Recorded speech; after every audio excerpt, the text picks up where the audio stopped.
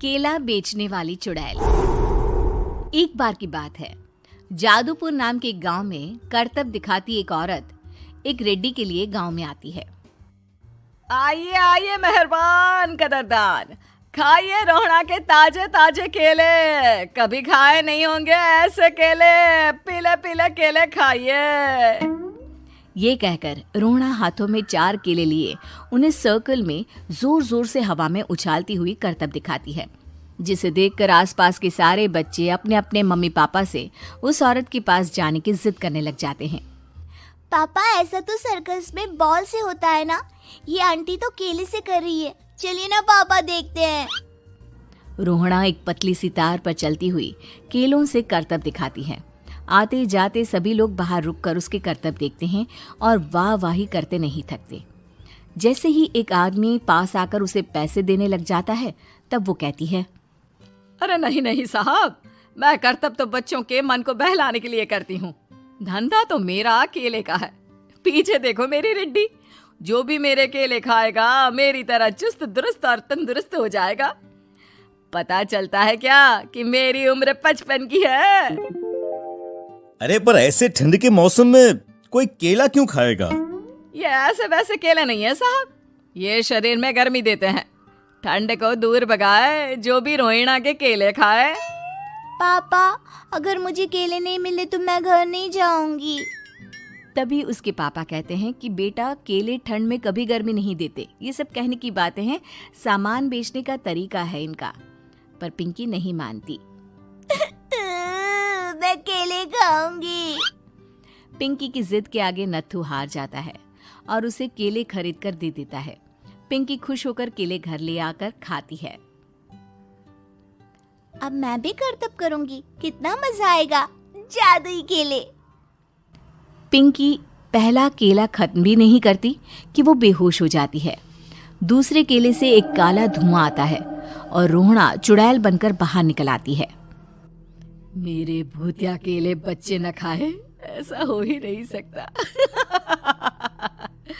जादूपुर वालों, कब तक बचोगे? आ गई हूं मैं रोहड़ा, जिसका कोई नहीं कर सकता सामना। रोहड़ा पिंकी को गोद में उठाकर काले धुएं में कहीं गायब हो जाती है। शाम के वक्त नत्थू घर लौटता है और पिंकी को घर में ना पाकर उसकी माँ से कहता है, माँ पिंकी कहाँ है? अरे बेटा, उसे तो तू सुबह करतब दिखाने ले गया था ना, फिर कहाँ वापस आए तुम दोनों? मुझे लगा तू उसे अपने साथ मंडी ले गया होगा। हे भगवान, मेरी बच्ची कहाँ गई? मैं उसे घर ही तो छोड़कर गया था माँ। नत्थू गांव के घर कोने में अपनी बेटी को ढूंढता है, पर उसे वो कहीं नहीं मिलती। परेशान होकर आके रो रो कर नत्थू हिम्मत हार कर घर लौट आता है। अगली सुबह रोहड़ा फिर से करतब दिखाने आती है और इस बार पिंकी की तरह रोनी केले खरीद लेता है। 50 रुपए दिए थे पापा ने, सारे पैसों की मैंने केले खरीद लिए हैं। अब मैं भी आंटी की तरह ही करतबबाज बन जाऊंगा। यही सोचते हुए रोनी केले खाता है और पहला अकेला केला आधा खत्म भी नहीं करता कि चुड़ैल उसके सामने आ जाती है। मेरे साथ चलने का समय आ गया है रोनी। ये तो बस शुरुआत है। अब इस गांव के सारे बच्चे धीरे धीरे मेरे कब्जे में होंगे, एक बच्चा भी नहीं बचेगा। ये कहकर रोना रोनी को गोद में लेकर काले धुएं में अदृश्य हो जाती है। इसके बाद हर रोज गांव में से कोई ना कोई बच्चा गायब होता, पर ऐसा क्यों हो रहा है किसी को भी समझ में नहीं आ पा रहा था। रोज की तरह अपनी बेटी पिंकी की तलाश में नत्थू गांव के एक तालाब के पास बैठा रो रहा था। कहाँ गई मेरी पिंकी? शकुंतला के जाने के बाद एक वही तो मेरा सहारा थी। अरे उसकी आत्मा कोस रही होगी मुझे कि मैं अपनी बच्ची को संभाल भी नहीं पाया।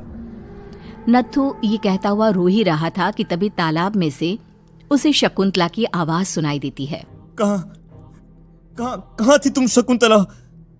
हमारी बच्ची और सारे गायब हुए बच्चे रोहड़ा के कब्जे में हैं। वो बच्चों को जो केले देती है उससे बच्चे बेहोश हो जाते हैं और उसके कब्जे में आ जाते हैं और वो उन्हें ले जाकर काली दुनिया में ले जाती है। पर वो ऐसा क्यों कर रही है? ये मैं नहीं जानती, पर उस दुनिया का रास्ता मैं आपको बता सकती हूँ।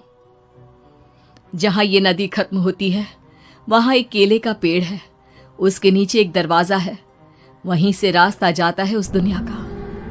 ये कहकर शकुंतला की आत्मा गायब हो जाती है।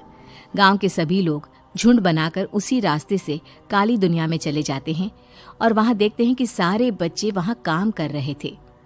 पापा मुझे ले चलो यहाँ से। पापा पापा। सभी बच्चे अपने मम्मी पापा से लिपट जाते हैं। तो तुम लोग यहाँ तक आ गए? क्यों हमारे बच्चों को पकड़ लिया तूने?